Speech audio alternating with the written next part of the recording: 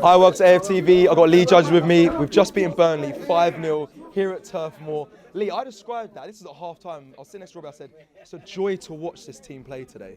Yeah, I have to say the last few games have been a joy. You know, since Dubai, there's been a different sort of atmosphere, the way we've approached games and everything like that.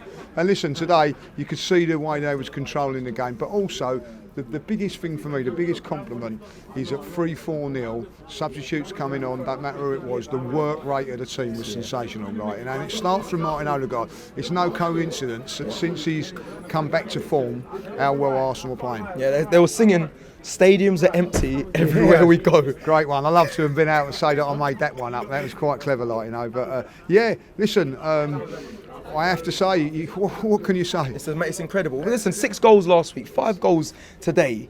That's absolutely ridiculous. I think in five games we scored 21 goals, Lee.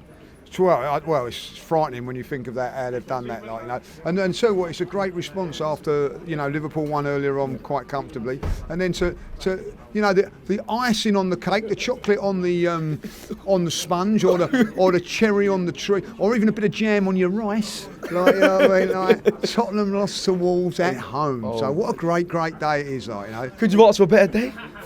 Well, I could have asked for the sun to shine, but other than that, no. Like, listen, at the end of the day, when you come to all these away games, I don't care what anybody says. Even last night, you're thinking, oh, you know, if there's always, I'm one of these fans that it all can go wrong and whatever, like, blah blah. And when they produce that performance, and it was true what someone said, that, you know, if Arsenal turn up and play well, they're going to win the game, and that's what we've done. But what we're actually doing is turning up at this moment in time and destroying teams. Yeah, you know, like. Is it different? Is that a different Arsenal for you? Because you're right. I think sometimes, maybe last season, a few seasons before, we'd go 2 up and then take the foot off the gas. But it seems like we really are just dominating teams. Yeah, and it is. But there's also parts of that game that you have to think back to, like, you know, Kivior making a very, very good tackle down on the touchline there. Declan Rice, when it was 2-0, smashes into a fella, like, you know. There's a hunger desire. Now they've got a massive game on Wednesday night, and there was twice when Gabriel and I can't remember who else. I think Martinelli piled into tackles. There's a hunger about the team, you know, and that's what you want as a fan following it all the time. You want to see heart, you want to see desire. We're talking about, like, Odegaard in there today. Yeah, he was sensational. Oh my God, he was great goal. His play was brilliant, but his work rate and everything like that. So if he's not having one of his better days, you know that he's putting a shift in. I don't care what any Arsenal fan. The one time that I've come out really, really disappointed and annoyed and angry was when we lost to Fulham, because I felt that the players didn't put it in. Yeah, we were bad. But today they put it in.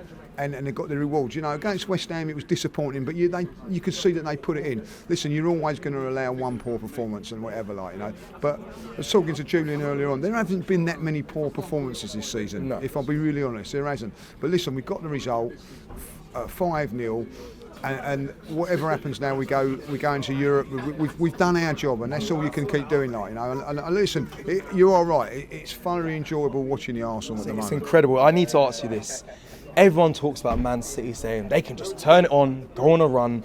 But why? They're not really saying it for Arsenal. That's 5 wins out of 5. And no one will say, well, Arsenal can do it, because we bottled it last season. But you're seeing it from Arsenal currently. Are you buying into that, or is it more, wait, let's slow down, there is still plenty of games to play? Or do you believe that Arsenal can do what we're doing? Well, listen, I think that they've proven me a little bit wrong, because at the end of it, they've gone away to Dubai, there's been a reset there, and they've come back and they're smashing teams. Now, if Man City was doing that, there'd be a little bit, you know, how can I say, oh, West Ham were poor, oh, Burnley were poor, like. But when Man City go and something say, oh, look at the free-flowing play, this and this and that. Exactly. That's what I see. You cannot, I don't remember of all, you know, correct me if I'm wrong, following Arsenal with the Invincibles and winning titles and all that we've gone back-to-back away performances where we've won 5-0 and 6-0 in a week. I can't remember that. Yeah. So you have to give credit where it is. Now, that's the first time in Arsenal's history that is from January to now 5 consecutive wins. But it's how they've won those 5 games. You know, even like at the beginning of the season, we was looking at it and going,